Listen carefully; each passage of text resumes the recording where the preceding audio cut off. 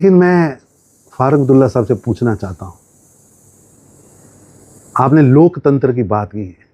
देश जानना चाहता है जब 1,60,000 कश्मीरी पंडितों को कश्मीर से जबरन धमकाकर भय पैदा करके निकाला जा रहा था, आप मुख्यमंत्री थे, मुफ्ती साहब देश के गृह मंत्री थे, आपने क्या उपाय किया?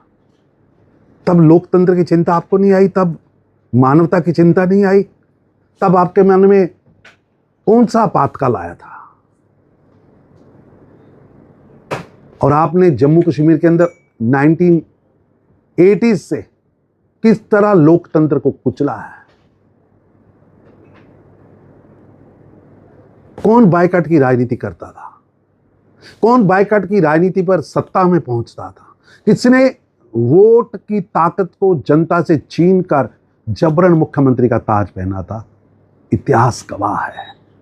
फारूक अब्दुल्ला साहब, कई बार दिल करता है कि आईना देखें आप, आपको ध्यान में आएगा कि लोकतंत्र को दबाने के लिए, लोकतंत्र को कुचलने के लिए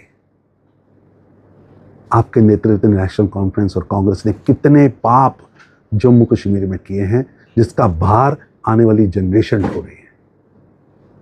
प्रधानमंत्री मोदी जी ने जम्मू कश्मीर में विश्वास और विकास दोनों पैदा किए। जहां भारी बायकॉट कराते थे, सैकड़ों वोट लोकसभा में पड़ते थे, आज भारी पोलिंग हो रही है। लोगों का विश्वास भारतीय लोकतंत्र, देश के चुनाव योग, देश के संविधान पर लाइनों में खड़े होकर लोग वोट डाल रहे हैं। जनता ने प्रधानमंत्री मोदी जी की भारतीय जनता पार्टी को आपकी पार्टी से 1,60,000 ज्यादा वोट दिए हैं। आपने क्या किया? जम्मू कश्मीर के नौजवानों के हाथ में पत्थर पकड़ा दिए थे, बंदूक पकड़ा दी थी, हथगोले पकड़ा दिए थे, ग्रेनेड पकड़ा दिए थे, मिसाइल पकड़ा दी थी, सभी और लाशें ही लाशें थी। उससे निकालकर मोदी जी ने शांति की बहाली की है।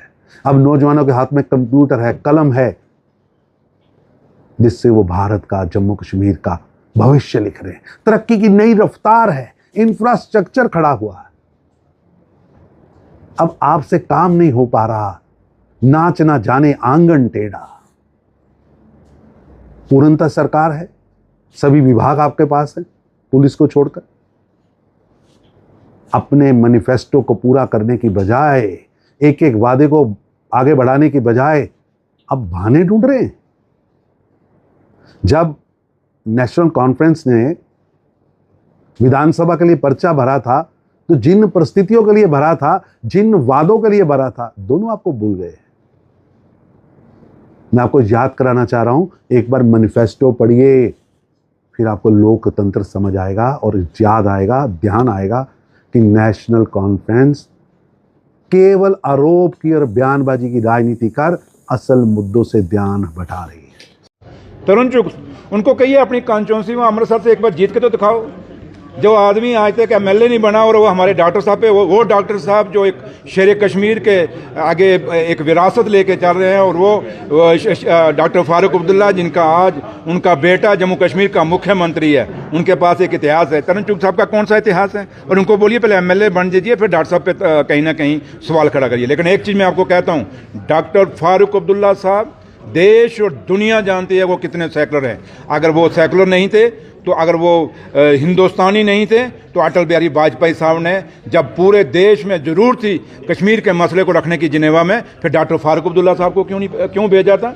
चुग साहब को ये भी सवाल पूछ लेना। इसलिए चुग साहब आते हैं खबर बनाने के लिए जम्मू कश्मीर में, बाकी उनका कोई मकसद नहीं। उनको सवाल पूछिए कि जम्मू कश्मीर में ये जो इन 11 साल में आपकी बीजेपी की सरकार रही, बताइए क्या किया आपने?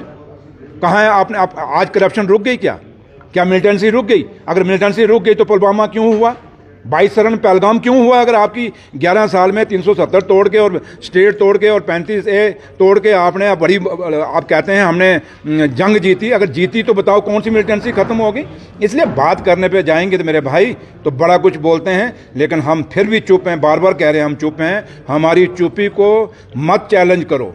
अगर हम बोलने पे आए तो बहुत कुछ बोलेंगे, इतिहास के पन्नों को पढ़ के सुना देंगे। और एक बार उनको कहना ये 370 क्या किसी शेर कश्मीर शेख महमूद अब्दुल्ला ने दिया था?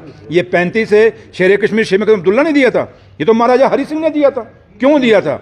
कि अगर ये बंद से नहीं लगाऊंगा तो ज़मीनें हमारी, पंजाब के लोग बड़े अमीर हैं, वो लेके चले जाएंगे। पंजाब से ज़मीनें बचाने के लिए अपने लोगों को ये अपने दफ़ा लगाया। और उन्होंने नौकरियां इसलिए पाबंद की क्योंकि बंगाली लोग बड़े पढ़े लिखे लोग थे। ये महाराजा करण सिंह ने खुद एक इंटरव्यू में कहा है, वो पढ़े लिखे लोग थे, वो हमारे बच्चों की नौकरियां ले जाते। इसलिए उन्होंने ये पाबंदी लगाई थी कि बाहर के लोगों को हम रोज़गार नहीं देंगे। इसलिए जब हमारी वो बात करते हैं, ये रियासत जो तोड़ी, अगर महाराजा को इतना पूछते हैं, महाराजा हरि सिंह को, और वहाँ स्टैचू लगाया है, वो दिल से स्टैचू नहीं है, सिर्फ वोट बैंक के लिए स्टैचू है। अगर दिल से स्टैचू है तो महाराजे की ये स्टेट थी, महाराजे की आगे उनकी नस्ल है। महाराजा करण सिंह अभी जिंदा हैं, आगे उनके 2 बेटे हैं, उनको तो कम से कम पूछ लेते ये स्टेट तोड़ने से, कम ये दफ़े तोड़ने से पहले जो 370 और 35 पे बड़ा ताल ठोकते हैं, पूछ तो लेते हैं उनको। इसलिए बात करने पे जाएंगे। इसलिए अगर कोई हमारी सब उंगल प्यार से हमारी कोई जान मांगेगा, जान दे देंगे। थोड़ी सी अंगल टेढ़ी करेगा तो हम पूरी की पूरी बाजू टेढ़ी कर देंगे।